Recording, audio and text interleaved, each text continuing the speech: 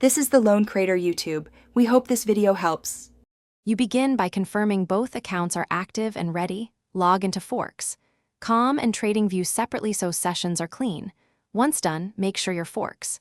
Com plan supports third-party connections and that you know your username, password, and 2FA method.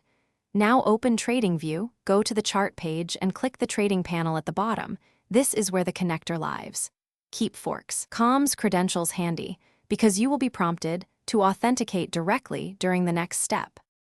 Once the trading panel is visible, scroll the broker's list until you see Forks. Com and click Connect. You will be routed to a Forks. Com authentication window. Enter your username and password, then complete 2FA. This verifies it's you. After authentication, grant Tradingview the required permissions so orders and data can flow.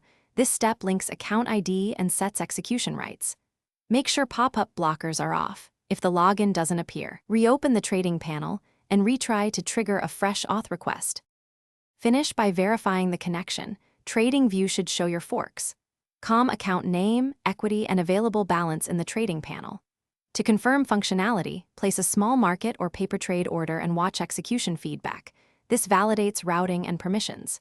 If something goes wrong, first re-enter credentials and redo 2FA, then restart both platforms and disable VPNs or strict firewalls.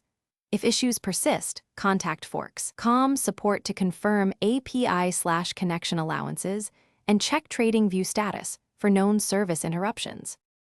Thanks for watching. Consider subscribing if we helped you.